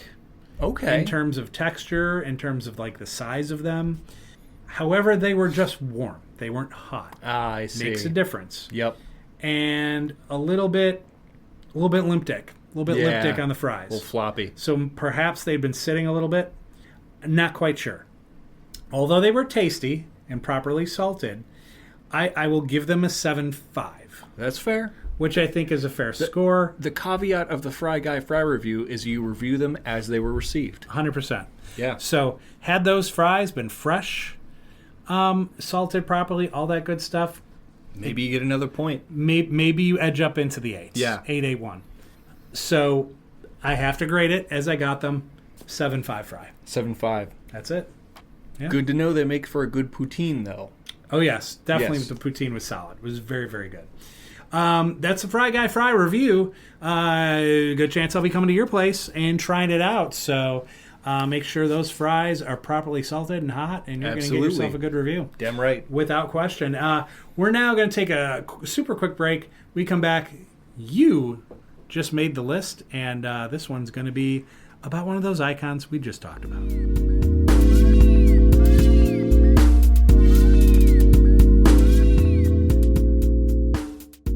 All right, we are back, everybody. It is time for You Just Made the List here on the Mark Mo Show. I'm your host, Mark Maloney, along with my co-host, Aiden Maloney. And we do You Just Made the List every week. It is a top 10 list. We go 10 to 2, and then our big number 1 reveal. And the only rule, I think there's a, wait a minute, 1, 5. How many rules? 8, 10, 1. Just one. Oh, God. Yep, just one. Oh, no. Just one. What You could ready? it be? You ready for it? No. There are no rules. Thank God. Yep. I'm glad that's a You rule. look worried. Yeah. I was concerned for a moment, and regardless of the paradox of there being a rule saying there's no rules, I'm not worried about it. Either mine. It benefits me to ignore the paradox. I think that's important. Yeah. Now, this one is about Ozzy. Ozzy Osbourne's greatest songs. Now, can be with Sabbath, could be solo, could be collabs. Sure. Whatever you like. Because once again, there are no rules. I agree. So here we go. We're going to let Aiden go first with his top 10 favorite Ozzy Osbourne songs. Okay. Because there was no rules, Uh-oh. I prepared for that. That's good. No honorable mentions list. Ooh. But I did go with a top 15. Oh, look at you. I went with a top 15, so I'll run 15 through 2, save my number 1. Okay. Number 15, I Just Want You. Good Ooh, track. Okay. Good track. A deep cut, one might argue. That is a deep cut. A little deep cut. Number 14, Bark at the Moon. Number 13, this is a controversial take because it is a song featuring Ozzy Osbourne where Ozzy does the hook. Okay. Cross genre, Take What You Want by Post Malone featuring Ozzy Osbourne. I knew that one was coming. At 13, an excellent hook. The cross genres, Ozzy doesn't care. He's a G. Yeah, yes. Providing a fantastic chorus. Number 14, Flying High Again. Great track. Mm-hmm. Number 11, Shot in the Dark. Number 10, Mama, I'm Coming Home. Oof. Number 9, No More Tears. Number 8, Iron Man. Yeah. Gotta be on there. Number 7, Crazy Train. Remarkably popular song, but it's popular and it's good. Yeah. Number 6, See You on the Other Side. Oh, wow. Good call. Great on track. That one. Yeah. Great track. Number 5, War Pigs. Number 4, Mr. Crowley. Super happy with this top 3, by the way. Number 3, Perry Mason. Perry Mason is a great track, in my opinion. Yep. Number 2, of course, Black Sabbath. Black Sabbath, Black Sabbath. Yeah. That's really great. It's my 15 through 2. That's good. That's good stuff. I do have a couple of honorable mentions. Flying High Again, Iron Solid. Man, and NIB are the 3 that I have on there for my honorable mention. Number 10, I have a tie because there's no rules. True. And number 10, so I guess I almost had a 15 too. Yeah, honestly, yeah. So I had Mr. Crowley and Crazy Train at number 10. Solid. Number 9, I had Mr. Tinker Train. Oh, nice. Solid track. Yeah. Mama, I'm Coming Home is number 8. I had No More Tears at number 7. No More Tears. He doesn't even sound British when singing. He does not. That's a common theme with British singers, too. They sound American when they sing. Singers and actors. Like, Yeah. let's be honest. I knew it because I watched some British comedy when I was younger. So I knew that the actor that played Dr. House was British. I knew that. My kids did not. No, I thought he was American. And we all loved House, and we all loved House in our house. Yeah. And so there was Hugh like a Laurie's awards great. thing one night or something, and he won for Best Actor for the show. So we're all like, "Yay, woo, he won!" I'd love to thank everybody that. And the made kids think this he's doing a possible. joke. They're like, Right. "Why is he talking like that?" I'm like, "Why is he talking like what?" He's a like, British man. He's British. They're like, "What?" Yeah. I'm like, "That's how good he is." Yeah. Yep. That is true. Yeah, that's a funny thing. I don't know why that is. Number 6, The Ultimate Sin. So good. That's good. Love that cut. Number 5, Black Sabbath. Good. Great tune. I love it. It's just haunting. Oh, yeah. I've seen, too, there are people that will, like jazz musicians, that will analyze the riff, the main riff of that song and be like, it's crazy that they pulled that off. Because in theory, it doesn't make sense. In sound, it sounds awesome. It really does. Like the bow, bow, bow, like it's great. The little wavering kind of. Oh. And here's the thing: I was talking with this guy Joe today. He's a musician, and we were talking about Ozzy and some of his songs and stuff. And he loved Ozzy, and so it was a great conversation. But we had talked about that song, and what a lot of people don't know. Number one, it's kind of loosely based on this horror movie that was playing at a picture show across the street, but also, I want to say it was maybe Geezer, who had, it was either Geezer or Tony, that had a nightmare, and probably a nightmare after seeing the scary movie across the street. Yeah. And that's kind of how the lyrics and everything came along with Black Sabbath. Yeah. But the hook came from Gustav Waltz's The Bringer of War, because Tony Iommi's screwing around and listening to Gustav Waltz and starts playing his guitar, bow, bow, bow, which is Gustav Waltz's hook on that song. Right. And so that's how all of that came to be, which is pretty amazing. The fact that they're like, blah, blah, blah, the drum, the percussion, which usually isn't super involved in the melody, like the bum, brings it back to the one. It brings it back to home base. Yes, it does. And it's crazy because the wavering in between is the uncertainty, that musically makes you want to hear the one chord, right? Yep. That's like the home base. It's like, okay, that's the resolution. Like literally the toms of the drum bring it back. And that's crazy they made that work. Yep. It's fascinating. It's fascinating. It's really excellent. And of course, Ozzy's vocals on it are just ridiculous. Number 4, Bark at the Moon. Love Solid. it. One of my favorite songs growing up. Number 3, Hellraiser. Oh, good track. I love Hellraiser. So good. Great track. And my number 2 is Shot in the Dark. Nice. Just a shot in the dark, one step away from you. That's all I got. Oh, yeah. That's all I got. We're not content matched. We're going to get smooth McGrooved, man. That's all we need. Sharon! Then we get Sharon Osbourne up our, but he's coming back. That's 3 days later, he's going to roll it back, and then Ozzy shows back up. So that was my number 2. My number 1. I don't know if I've heard yet. Oh, surprise. Number 1, Paranoid. Oh my God! Paranoid. You have not heard it. Paranoid should off be on of my the list. Same album as War Pigs, I believe, which was my number 5. So Paranoid, that's Great my number album. 1. Yeah. I think I was so happy with my top 5 because I made a list. It was like 20 long, and I'm like, okay, 20 is too much. So I cut it down. I was like 15. I'm like, how do I order this? I have to make this logical. So Paranoid ended up being my number 1. It's so catchy. I'm a sucker for a good hook, a good chorus part of the song, and that just checks all the boxes. That's awesome. Yeah. I'm disappointed myself for not having it somewhere on my list. But then again, it's like we always say this. There's no rules. You could just throw that in your honorable mentions. I could, for no reason at all. All right, Paranoid is a new honorable mention. New honorable mention, Paranoid. My number 1 is War Pigs. So good. I love it. Ozzy did so much with the lyrics, right? Even when he was with the band. Oh, yeah. So much. And so I don't think he gets the credit he deserves for being a lyricist. Joe and I were also talking about that today. But it's so great. And his vocals on it, like his tone is perfect. Yeah. And the musical accompaniment with his vocals. Right, like the ascending, like generals gathered in their masses. Oh, and then the descending, just like witches in black masses. Like, it totally makes sense. Yeah, all of it. It's a great song. Yeah, it's fantastic. And Ozzy, we're going to miss you. I love the fact that as a music fan, my son knows him and appreciates him, loves the music. So when I see the younger generations have that appreciation, it's awesome. But for me, I grew up with him. Right. And saw him. I saw him live with Sabbath when Sabbath got back together for an Ozfest.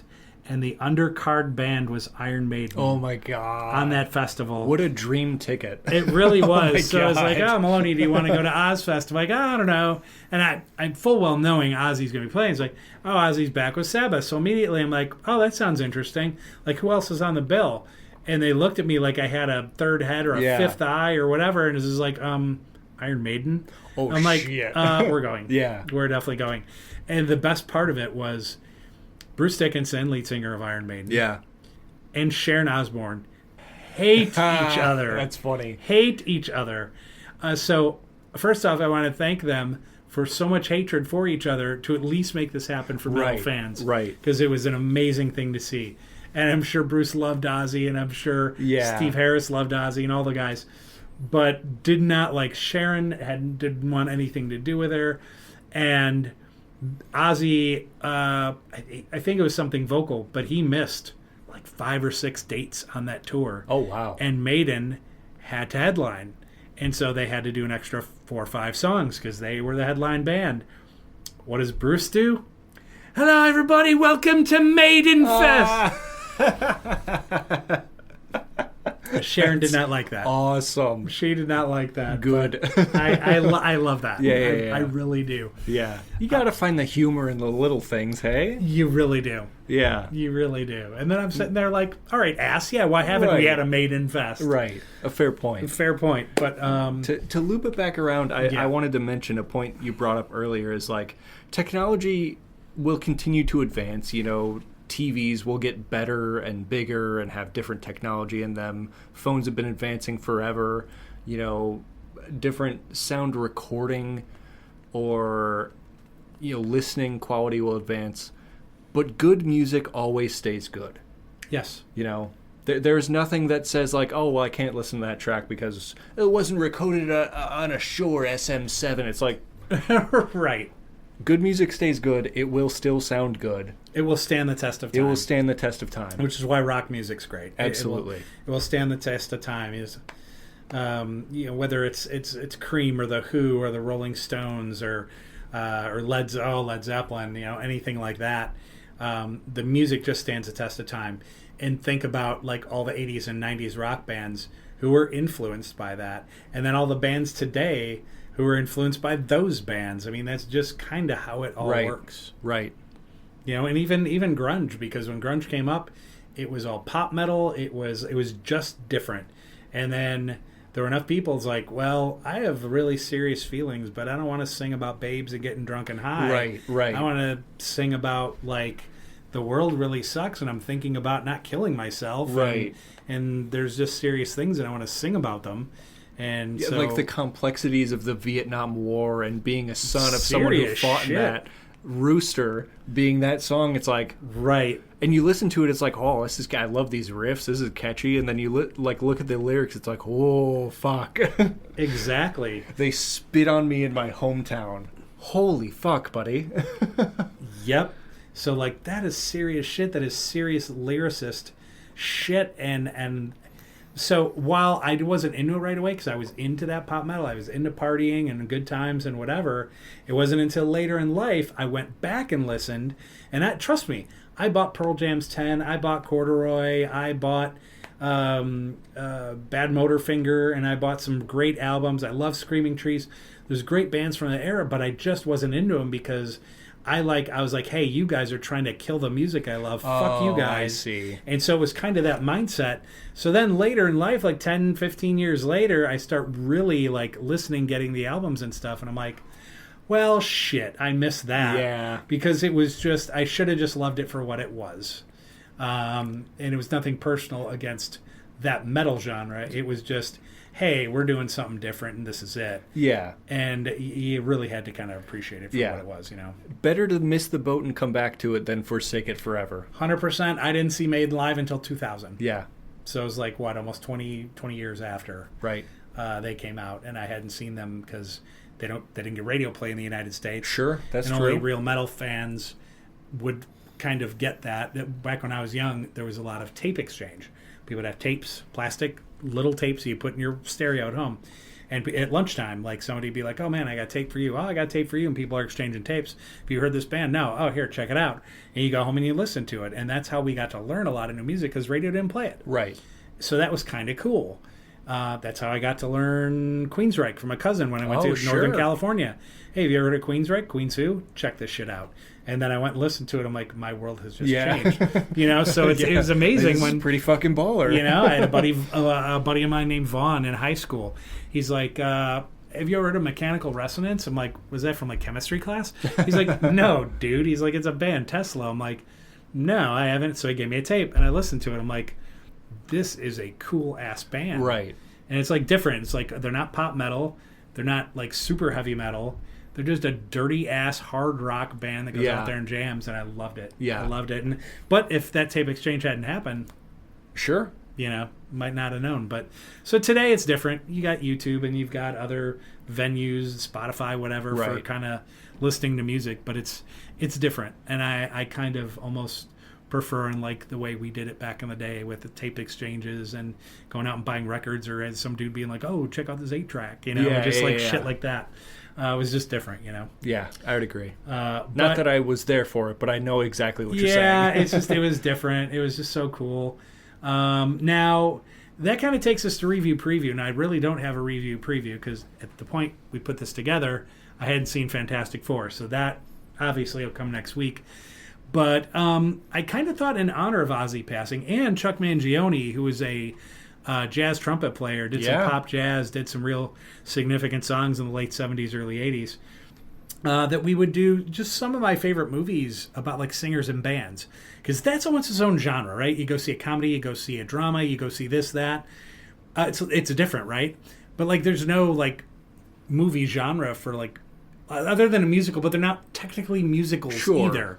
It's not singing in the rain. It's not that. That's not a musical. It's like docutainment. Kinda. In a way. In a way, it really is. So, like, for example, Almost Famous. I love that frickin' movie. It's so good. It's about a kid writing an article for Rolling Stone and following this band called Stillwater, a made-up band. But, like, the music's good. It's catchy. It's that very, like, 70s Southern rock kind of band going around on their tour bus. And actress Kate Hudson's in it, and she's really cool. Like, the whole thing is awesome. If you're a music fan, see that movie. Spinal Tap. I hear they're doing a sequel. I almost cringe at it because, like, sometimes you just shouldn't touch perfection. Right. And Spinal Tap is just crazy. It's like, so, and, like, there's a guy interviewing him, so it's like a mockumentary. So notice your amps go up to 11. Your amps go up to 11, the louder. Well, why not just have them go up to 10 and have 10 be louder? But it's not 11. It's like just the whole thing. It's a good bit. It's the whole thing. It's a good bit. And like they get like one time they're trying to get to the stage and they're lost and they're going through all these tunnels and every time they like turn a corner like, "Oh yeah, Cleveland." "Oh, what? No, we went the right." "Oh, God." And they see some light and they be like, "Oh, rock on, Cleveland." "Oh shit!" And then like they're like the whole thing is just comedy gold. So see Spinal Tap if you haven't seen Spinal Tap. This dude next to me I know will love this movie, Whiplash. Oh yeah, unbelievable. If you love music, especially drumming, what an amazing movie. Or jazz in general. Or jazz jazz drum, in general. Yeah, just so great. And they talk about jazz musicians and I'm trying to think of the actor's name, the older actor. Yeah. Who's in that. Aiden, look it up real quick. But that particular movie, just where he's this teacher, and he's really, really, really hard on J.K. Simmons. J.K. Simmons. He plays that asshole so well. So good. And, like, I get why he does what he does. Doesn't make it right. No, there's a character arc. He justifies everything he does, but it doesn't. He's still in the wrong. He's still in the wrong. You see his side, and you're like, okay, I see why you did that. You're still wrong. But had he not been the way he was, the drummer wouldn't have done what he did. Especially at the end, wouldn't have done what he did. Yeah. Which was epic. Yeah. By the way, Miles Teller, who plays the main character, has he done anything else? I don't know if he's done anything else. You know what he did?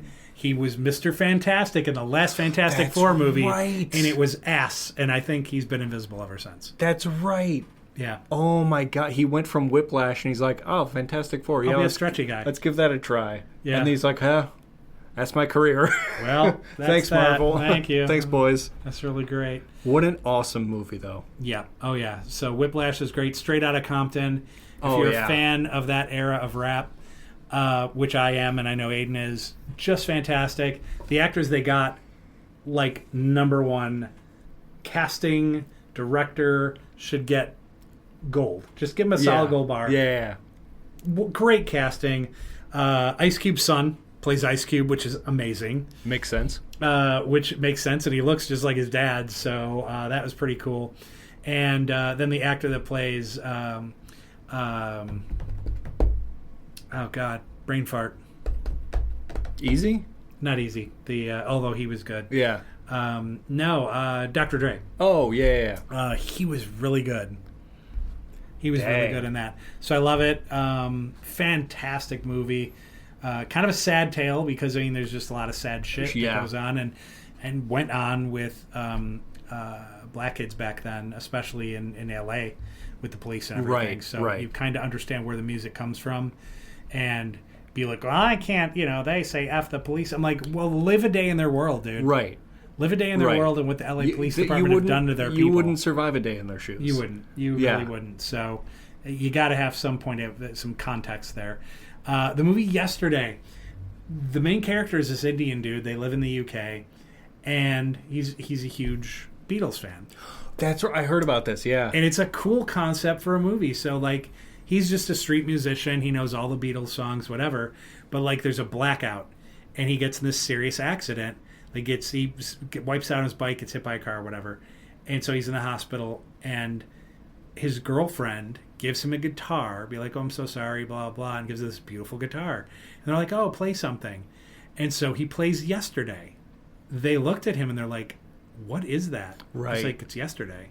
It's like, that is maybe the most beautiful song. Did you write that? And they're like, he's like, no, it's the Beatles. The Who? Yeah. And they're just like, the one girl I think was like, is that Oasis? And he's like, no, it's the Beatles. And so it's really cool. Fucking heard a Wonderwall one time. Yeah. Is that Oasis? And so now he's like, this world does not know the Beatles. And now he's recording all the Beatles songs. And now the world's like, this guy might be the greatest musician. And one of the coolest parts of that movie is him and Ed Sheeran. He meets Ed Sheeran, and Ed is kind of hired by this LA person that finds him. And, like, is hanging out, kind of, is going to go on tour with Ed, be his, like, under band, his opening card, whatever. And so, opening act. And so, anyway, he is in this club, and he's like, we're going to have a songwriting contest. And he's like, in the next 10 minutes, you have to write a song, and I'm going to write a song, and we're going to see who the best songwriter is. Wow. And so... he already knows the song, of course, and he knows all the Beatles. So he does the Long and Winding Road. and whatever Ed did was cool. And then he goes on, long and winding road. Dun, dun. Yeah. And he, like, starts singing the lyrics. And Ed just is like, I quit life. Yeah. And just walks away. Flabbergasted. Just flabbergasted what this dude just came up with, which he didn't. Right. But the whole premise for the movie, I think, is original. And if you love Beatles music, you're going to love the movie. Yeah, it's a fun concept. It really is. Becoming Led Zeppelin is a documentary on Led Zeppelin becoming Led Zeppelin. These guys coming together and putting that first album together. Phenomenal. If you're a Led Zeppelin fan, you have to watch it. Metal Lords is a fun movie. It's a kid movie, like high school kids. And these guys are metal fans, and they're trying to play this thing. And I'm just going to say, like, it didn't get a lot of press because I think it might have been a direct-to-Netflix movie. So good. If you're a metal fan and these kids are into metal, it's like fun. You're like, oh, young kids into metal. That's so cool. It's good, and it's a fun movie. The Dirt, about Motley Crue. Yeah. Which, once again, kind of a documentary, but it's a movie. And I love the music. I love the music and the good times. And you sit there and go, oh, my God, there's no way they did all this shit. And you're like, lived it. Pretty sure they did. Right. They did it all. A movie Rockstar with Mark Wahlberg, Jennifer Aniston, where he's in a tribute band to this band who loosely resembles Judas Priestish, Iron Maiden, whatever, like a British metal band, and the lead singer flips out and he leaves. And now they're like, shit, we got to get a guy, which led Judas Priest and Iron Maiden actually went through when their lead singers left for a brief time. So it's kind of like that. And Mark Wahlberg was in this tribute band, and they brought him in, and he just blew them away. And they're like, you're hired. And so it was like him doing that. But at the tail end, Mark Wahlberg getting burnt out on the lifestyle and everything else, and seeing the stuff backstage, and guys having renal things and just falling, like all of it, like he just comes to grip with it. And by the end of the movie, he's wearing flannels and ripped denim, and he's in Seattle, and he's playing that music. And his old buddy from his other band from home, they like have this moment where they apologize to one another, and they just start playing grunge music together. So it's kind of interesting, and you kind of look at it like, yep, that's kind of how it went. Yeah. So that was kind of neat. School of Rock with Jack Black. Oh yeah, Classic. Great flick. Classic. Love it. And Jack he's a musician anyway, and the music that he does with Kyle Glass, it is oh God, what's his band? It is Fuck. Yeah. Oh, please look it up, because I'm just about to kick my own ass on that. Tribute is one of the songs, and Kickapoo, and fuck, what is it? Oh man, Jack Black, come on, get Google, help us out.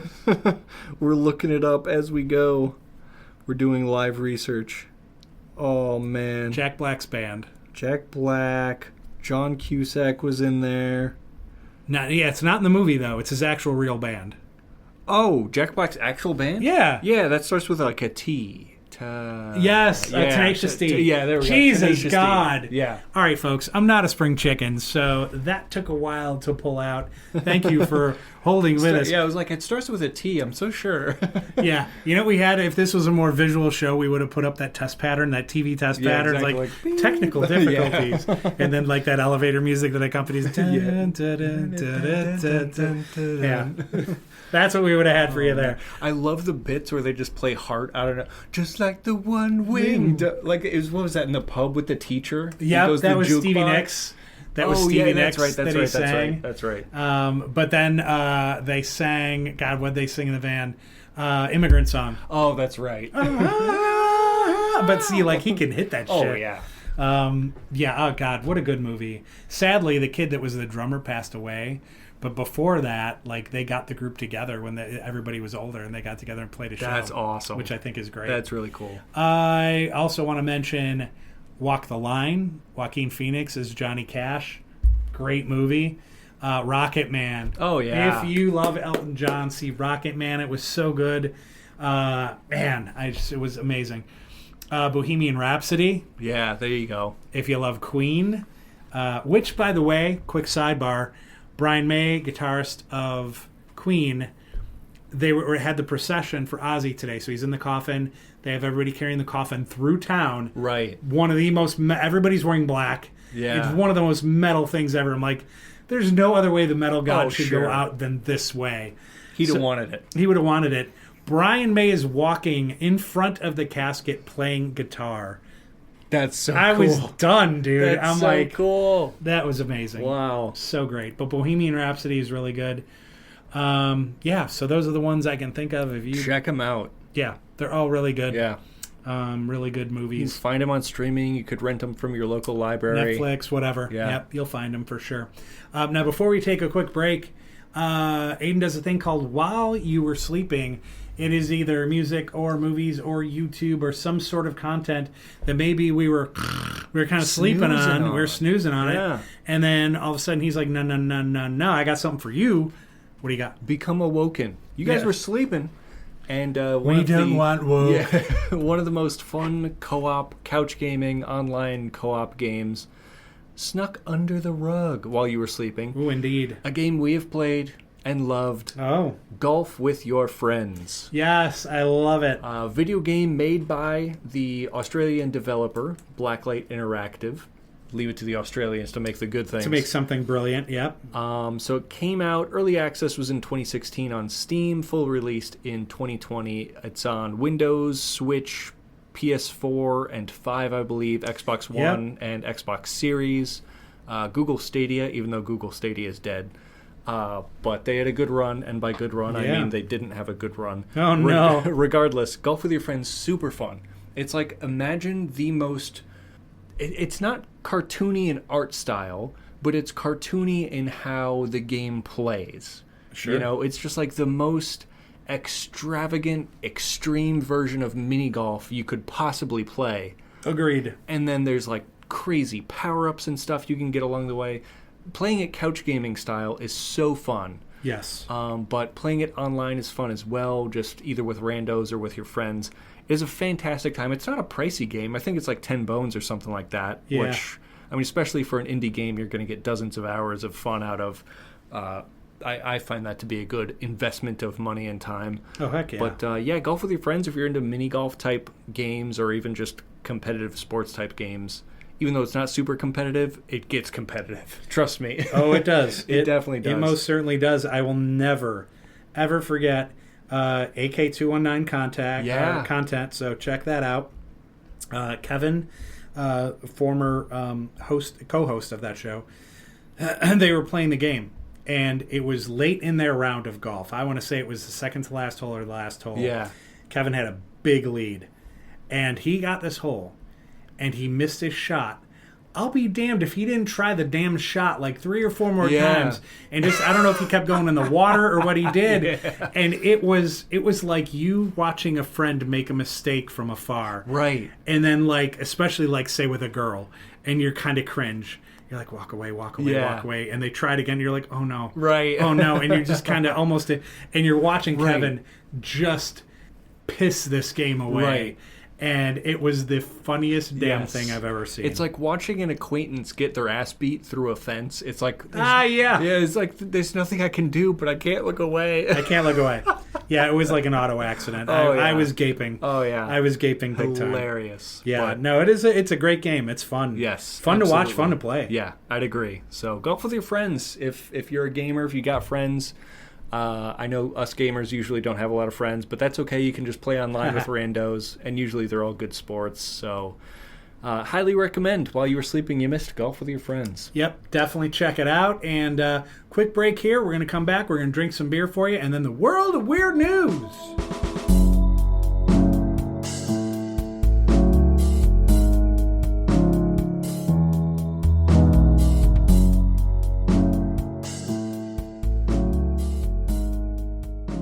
Hey everybody, we are back. Home stretch of the Mark Mo Show podcast, season 3, episode 2. And this is our beer review. The official beer review. The official Mark Mo Show podcast beer review.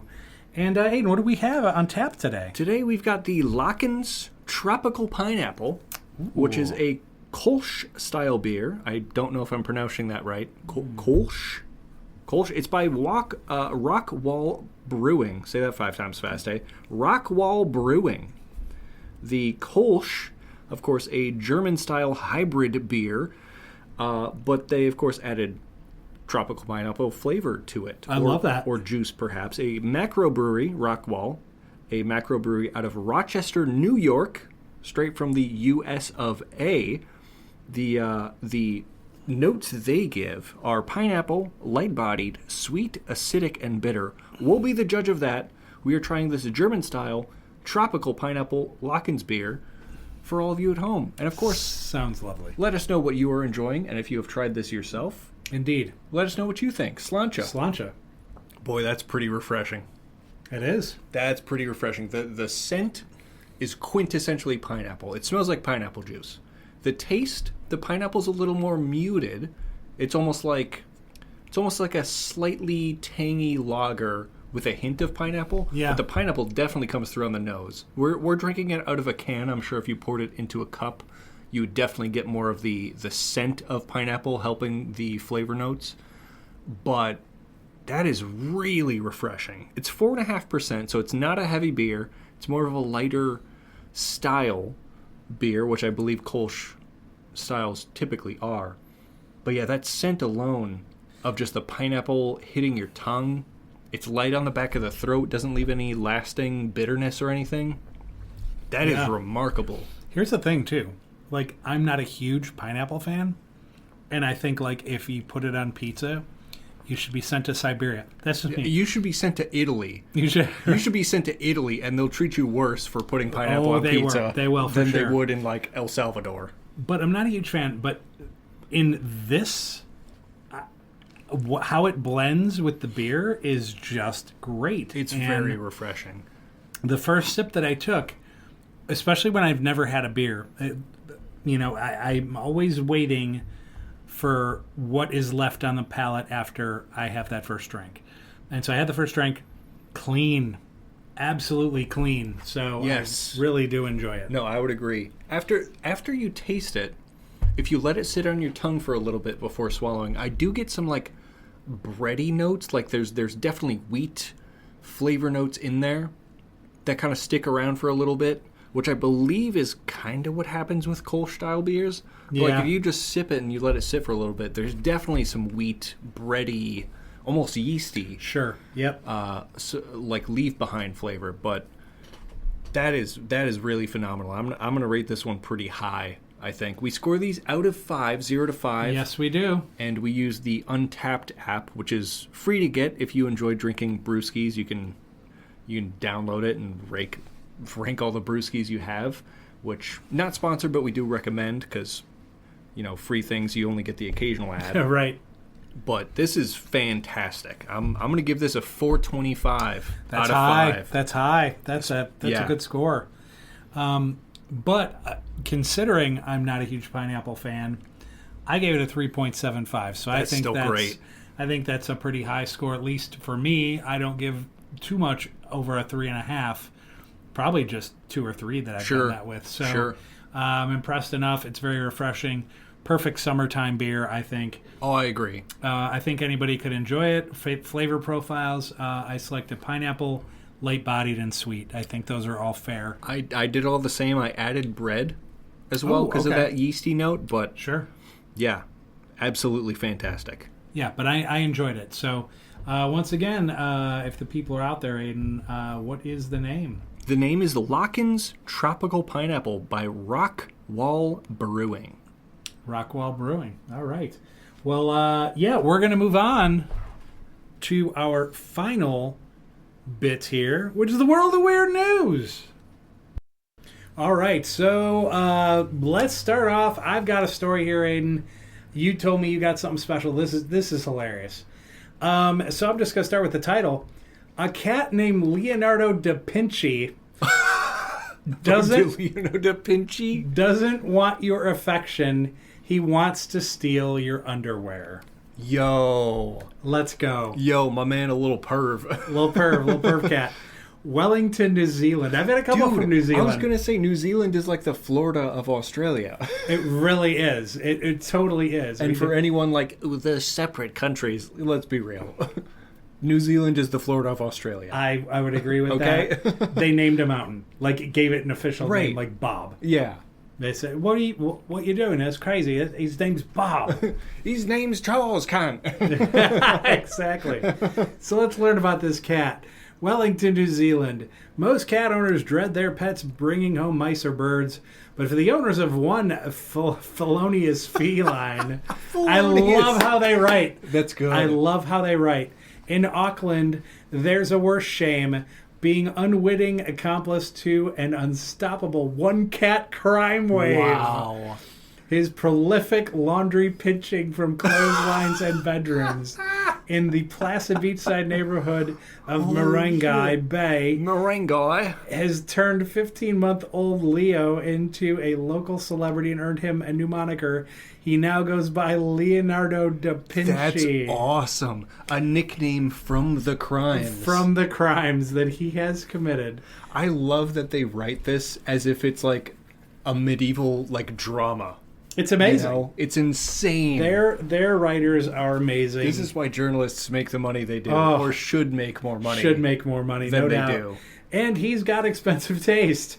His frequent hauls include silk boxer shorts, thick men's work socks, preferably with clothespins still attached, and in one mortifying episode for his humans, a brand new $300 New Zealand dollar, 181 American cash cashmere sweater. My daughter was at home. Dude dragged a sweater. Brought a sweater home. My daughter was at home sick, and she rang me at work saying, "It's bad. It's bad. This is the worst thing he's brought in. It's really bad," said Leo's owner, Helen North, because it was beautiful.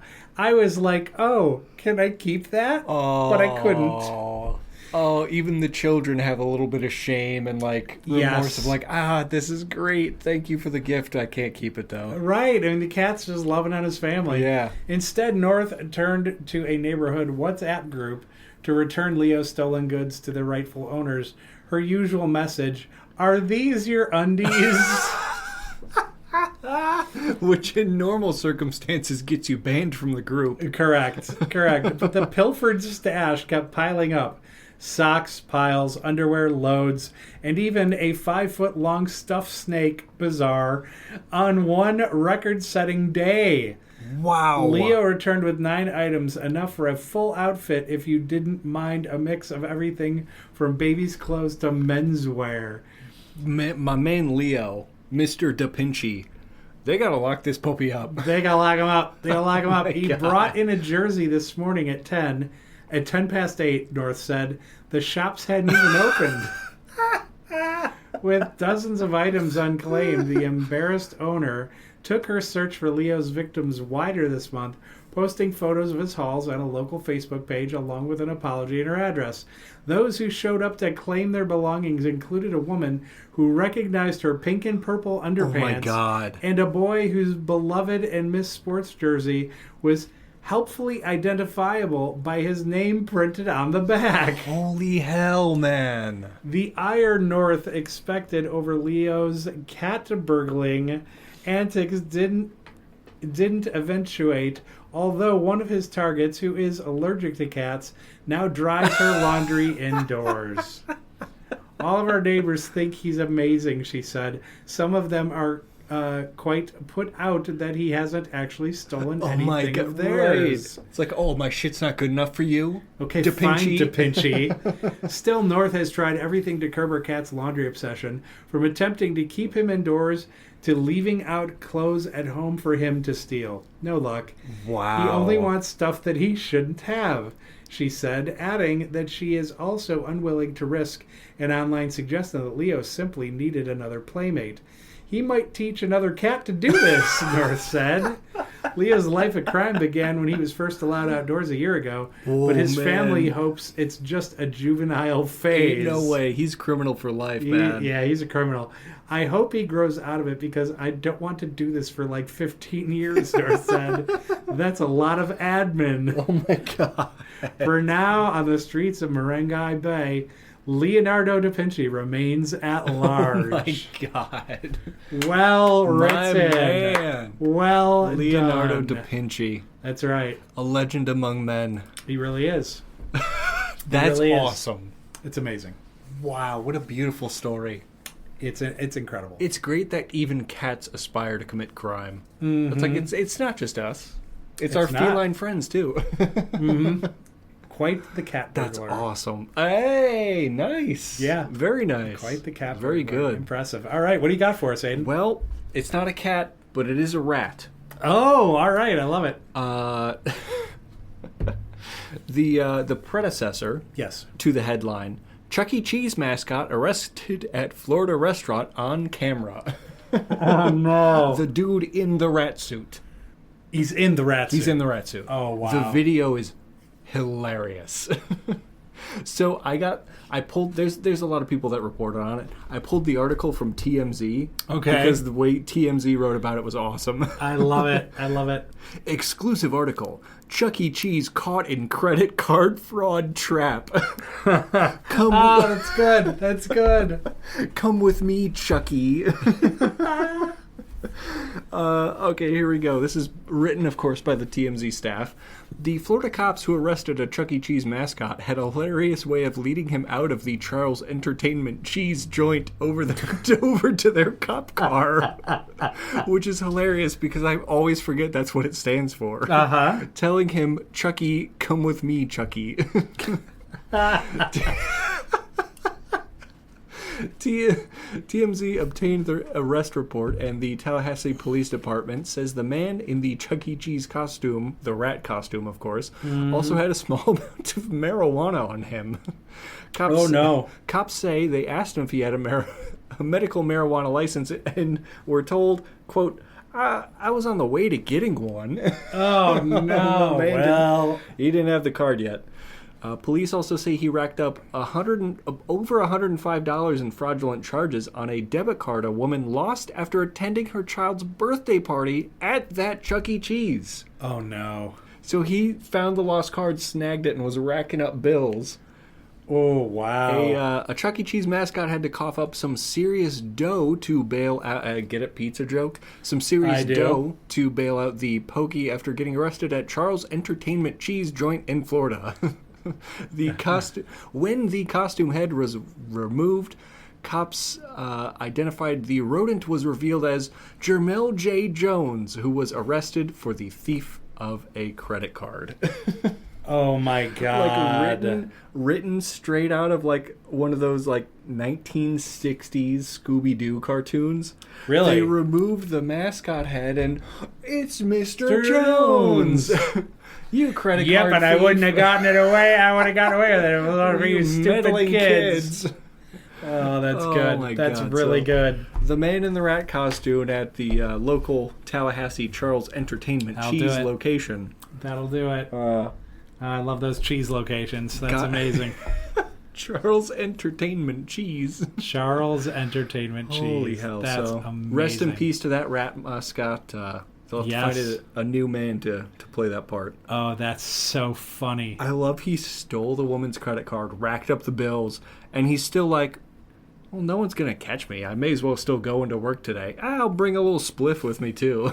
You know, bring a little joint smoke on the side. Because if you work as a... If you are the rat at Charles Entertainment Cheese, you need a little something to calm down. I would say so. With those aforementioned meddling kids. Yep, 100%.